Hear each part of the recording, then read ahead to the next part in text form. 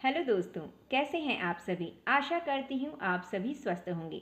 मैं डॉक्टर श्वेता आप सभी का अपने चैनल पर स्वागत करती हूँ। दोस्तों, live session every Saturday 1 o'clock होता है। आप उसे ज़रूर अटेंड किया करिए और अपनी क्वेरीज़ को डायरेक्टली मुझसे पूछ सकते हैं उसमें। दोस्तों, पिछले वीडियो में मैंने डलकामारा 30 के फिजियोलॉजिकल एक्शंस के बारे में बताया था कि बॉडी के किन पार्ट्स को ये अफेक्ट करता है और कैसे अफेक्ट करता है, और क्लिनिकल कंडीशंस के बारे में बताया था कि किन किन बीमारियों में आप इसे यूज़ कर सकते हैं।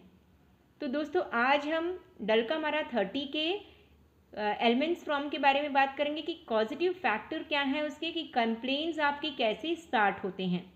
मोडालिटीज़ के बारे में बात करेंगे कि किन कंडीशंस में आपके कंप्लेंट्स बढ़ते हैं और किन कंडीशंस में घटते हैं, यानी आप किन कंडीशंस में बेटर फील करते हैं, और गाइडिंग इंडिकेशंस के बारे में, उसके साइंस एंड सिम्टम्स के बारे में। तो चलिए शुरू करते हैं बिना देरी किए। दोस्तों, डलकामारा के गाइडिंग इंडिकेशंस के बारे में जानते हैं। फर्स्ट सिम्टम है डिफ़िकल्ट स्पीच। डिफ़िकल्ट स्पीच का मतलब होता है कि बोलने में बहुत ज़्यादा तकलीफ होती है डलकामारा पेशेंट को। This remedy is useful to those persons who are prone to catarrhal, rheumatic and herpetic affections on account of exposure to cold, damp weather, sudden change in hot weather। तो जैसा कि मैंने आपको बताया था पिछले video में कि पर्सन जो है वो catarrhal, rheumatic and herpetic affections क्यों होता है उसको। कैटारल यानी कि कैटारल इन्फ्लेमेशन, यानी कि अगर ये नोज़ को अफेक्ट करेगा तो आपको थिक डिस्चार्ज होगा नोज से, और अगर ये लंग्स को अफेक्ट करेगा तो थिक बलगम फॉर्म होगा। र्यूमेटिक इन्फ्लेमेशन होता है, र्यूमेटॉइड आर्थराइटिस के लिए इफेक्टिव है ये।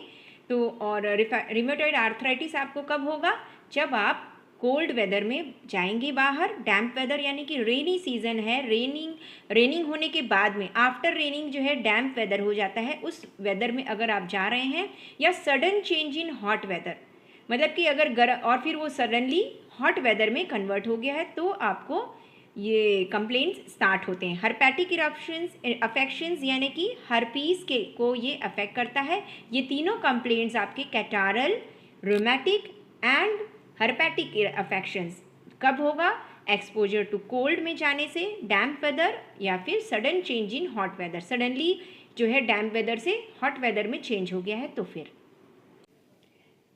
नेक्स्ट सिम्टम है it affects the mucous membrane producing excessive secretions especially bronchi, bladder and eyes. तो जैसा कि मैंने पिछले वीडियो में आपको बताया था कि ये म्यूकस मेम्ब्रेन्स को बहुत ज़्यादा अफेक्ट करता है, तो उसमें एक्सेसिव सिक्रेशंस होने लगता है। तो जैसे कि मैंने बताया था, ब्रोंकाई का मतलब होता है लंग्स। तो लंग्स को जब ये अफेक्ट करता है तो बहुत ज़्यादा म्यूकस सिक्रेशन होता है, यानी कि बहुत ज़्यादा कफ बनेगा। और जब ये ब्लैडर को अफेक्ट करेगा तो एक्सेसिव सिक्रेशन क्या होता है वहाँ पे, यूरिन फॉर्मेशन, तो यूरिन बहुत ज़्यादा ब्लैडर में सिक्रीट होगा। आइज़ को जब ये अफेक्ट करेगा तो एक्सेसिव लैक्रीमेशन होगा। लैक्रीमेशन का मतलब होता है कि बहुत ज़्यादा आंसू निकलेंगे।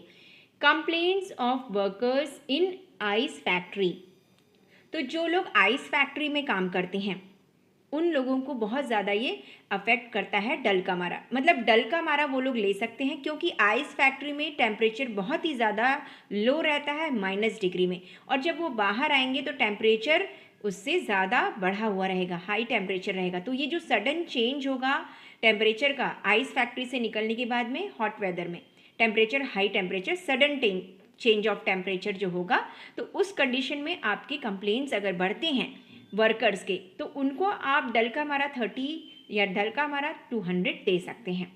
Skin affections are liable to appears before menses, तो जो स्किन कंप्लेंट्स है, यानी कि जैसे मैंने बताया था अर्टिकेरिया, पित्त बहुत उभर जाता है, एक्जिमा एंड एरिदिमा, यानी कि रेडनेस हो जाएगा स्किन में, और ईचिंग बहुत ज़्यादा होगा। तो ओक स्किन कंप्लेंट्स जो होते हैं वो बिफोर मेंसेस, पीरियड के पहले जो है अपीयर हो जाएगा, स्किन कंप्लेंट्स आ जाएंगे। नेक्स्ट सिम्टम है complaints of people who are exposed to constant change of temperature, air condition.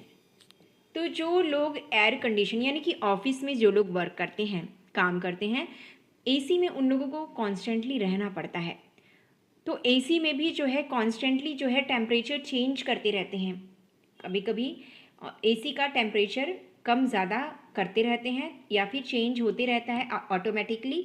तो उसमें जो टेम्परेचर चेंज होता है तो उसकी वजह से जो लोगों को कंप्लेंट्स आते हैं तो उसके लिए बहुत इफेक्टिव है डलकामारा 30।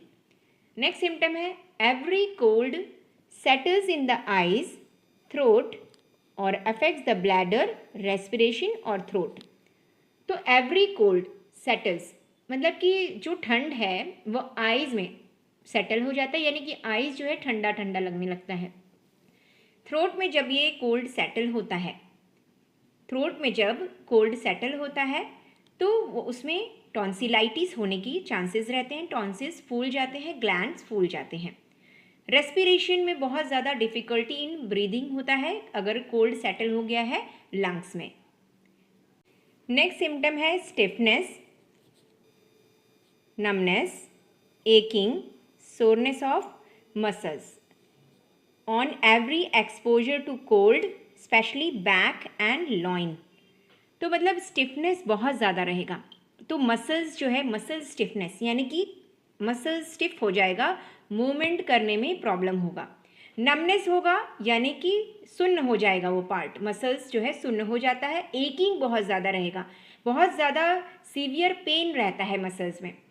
On every exposure to cold, तो एवरी जो जब भी वो ठंड में बाहर जाएगा, ठंडा एनवायरनमेंट है और वहाँ वो बाहर जाएगा, तो ठंडे एनवायरनमेंट में जब भी वो जाएगा तो उसका मसल स्टिफ हो जाएगा, मूवमेंट नहीं कर पाएगा, नमनेस सुन्न बहुत ज़्यादा हो जाएगा, एकिंग होगा, बहुत ज़्यादा सीवियर पेन रहेगा। स्पेशली कहाँ पर होगा? बैक में और लोअर बैक में, लॉइंस यानी लोअर बैक में बहुत ज़्यादा सूजन रहेगा, बहुत ज़्यादा सीवियर पेन एंड स्टिफनेस रहेगा। नेक्स्ट सिम्टम है anasarca. Anasarca after suppressed sweat, eruptions और एक्सपोजर टू कोल्ड और आफ्टर रूमेटिज्म। तो एनासार्का का मतलब होता है कि पूरे बॉडी में आपके स्वेलिंग हो जाएगा, सूजन आ जाएगा, specially arms, legs, abdomen and face में। तो ये क्यों होता है? अगर आपका स्वेट, आपका पसीना सप्रेस हो गया है, आपको पसीना नहीं आ रहा है गर्मी में, इरप्शंस यानी कि स्किन कंप्लेंट्स आपके सप्रेस हो गए हैं, या फिर आप ठंडे में बाहर जा रहे हैं, ठंडे एनवायरनमेंट में, या आपका रूमेटिक आर्थराइटिस जो है, रूमेटॉइड आर्थराइटिस आपका कंप्लेंट्स स्टार्ट हो गया है, तो उसकी वजह से भी आपकी पूरी बॉडी में स्वेलिंग हो जाता है। Arms, legs, abdomen and face में सबसे ज़्यादा स्वेलिंग होता है। नेक्स्ट सिम्टम है glands swell, hypertrophy on repeated exposure to cold, damp air and acute और क्रॉनिक टॉन्सिलाइटिस। तो जो ग्लैंड्स है, जैसा कि मैंने पिछले वीडियो में आपको बताया था कि डलकामारा एडिनाइटिस के लिए बहुत इफेक्टिव है। ग्लैंड्स एंड लिम्फ नोड्स, नेक के जो लिम्फ नोड्स होते हैं उसके लिए बहुत इफेक्टिव है, सूजन आ जाती है ग्लैंड्स में और लिम्फ नोड्स में। तो ग्लैंड्स जो होते हैं स्वेल हो जाता है, हाइपरट्रॉफी, क्यों एनलार्ज हो जाता है, क्यों बढ़ जाता है वो? Repeated exposure to cold, damp air, मतलब बार बार अगर आप रेनी एनवायरनमेंट में जा रहे हैं, जबकि कोल्ड डैम्प एयर बहुत ज़्यादा बरसाती हवा चलती है, उसमें अगर आप बार बार जा रहे हैं तो उससे आपके ग्लैंड स्वेल हो जाएंगे, एनलार्ज हो जाएंगे, जैसे कि एक्यूट एंड क्रॉनिक टॉन्सिलाइटिस, मतलब टॉन्सिल्स जो हैं आपके फूल जाएंगे और बहुत ज़्यादा सूजन आ जाएगा उसमें। नेक्स्ट सिम्टम है आपका paralytic effects of single parts with icy coldness of that part. तो जो पैरालिटिक इफेक्ट है सिंगल पार्ट में होगा, वो पार्ट आपका एकदम ठंडा बर्फ की तरह हो जाएगा। आइए जानते हैं इसके पॉजिटिव फैक्टर के बारे में, एलिमेंट्स फ्रॉम के बारे में, कि किस कंडीशंस में आपके कंप्लेंट्स स्टार्ट होते हैं। फर्स्ट है एक्सपोजर टू कोल्ड। जब भी मैंने बताया है कि जब भी आप बाहर जाएंगे कोल्ड में, कोल्ड एनवायरनमेंट में, तो आपके कंप्लेंट्स स्टार्ट हो जाते हैं। गेटिंग वेट इन रेन, अगर आप बारिश में भीग गए हैं तो उसकी वजह से आपके कंप्लेंट्स स्टार्ट हो रहे हैं, तो आपको डलकामारा 30 ज़रूर लेना चाहिए। डैम्प कोल्ड वेदर, यानी कि अगर आप रेनी सीजन में बाहर जा रहे हैं, वेदर डैम्प है, रेनी सीजन है, तो आप उसको डल्का मारा 30 ज़रूर लीजिएगा। नेक्स्ट पॉजिटिव फैक्टर है suppressed eruptions when the days are hot and nights are cold. तो जो आपके जैसे कि मैंने बताया था कि अगर आपकी स्किन कंप्लेंट्स सप्रेस हो गए हैं, जब डेज हॉट रहेगा और डेज में गर्मी रहेगी और नाइट में कोल्ड रहेगा, तो ऐसे कंडीशन में आपके कंप्लेंट्स स्टार्ट हो सकते हैं। नेक्स्ट है मोडालिटीज़, मतलब कि किस कंडीशंस में आपके कंप्लेंट्स बढ़ते हैं और किस कंडीशन में बेटर फील होता है। फर्स्ट है बीइंग चिल्ड वाइल हॉट, यानी कि अगर आप गर्मी से आप घर में आए हैं और आपने फ्रिज से ठंडा चिल्ड पानी निकाल कर पी लिया है, आपने चिल्ड पानी पी लिया, तो आपका बॉडी जो है वो तो हॉट था, लेकिन आपने उसको चिल कर दिया आइसी कोल्ड वाटर पी करके, तो आपने बॉडी टेम्परेचर को में सडन चेंज ले आया। तो जैसे कि मैंने बताया था कि चेंज ऑफ टेम्परेचर से आपके कंप्लेंट्स बढ़ते हैं, तो ऐसे ही अगर आपने बॉडी को का टेम्परेचर चेंज कर दिया, आपने खुद से ही चेंज किया उसके टेम्परेचर को, तो आपको आपके कंप्लेंट्स बढ़ जाएंगे। सेकंड है नाइट में आपके कंप्लेंट्स बढ़ जाते हैं। नेक्स्ट है सडन चेंज ऑफ टेम्परेचर। तो अगर आपके जैसा कि मैंने बताया कि टेम्परेचर आपके बदलते रहते हैं, बाहर के मौसम है उसमें टेम्परेचर हमेशा बदलते रहता है, तो उसकी वजह से आपके कंप्लेंट्स बढ़ सकते हैं। कोल्ड ड्रिंक्स लेने से, आइसक्रीम खाने से भी आपके कंप्लेंट्स बढ़ सकते हैं। डैम्प वेदर, जैसा कि मैंने बताया था कि डैम्प वेदर में आपके कंप्लेंट्स बढ़ सकते हैं, तो उसमें आपके कंप्लेंट्स बढ़ सकते हैं। नेक्स्ट है सप्रेस्ड डिस्चार्जेस। जैसा कि मैंने बताया था कि अगर आपका स्वेट पसीना आपका सप्रेस हो जाता है या फिर स्किन कंप्लेंट आपके सप्रेस हो जाते हैं, तो आपका जो कंप्लेंट्स है वो बढ़ जाएगा।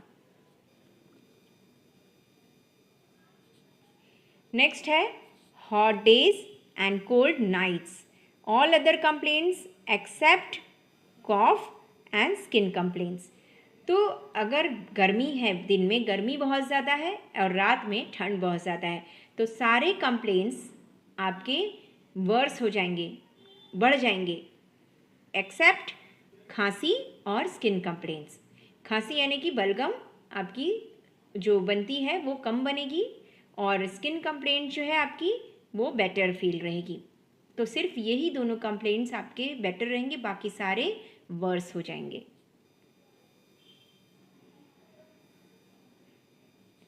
नेक्स्ट है वार्मथ।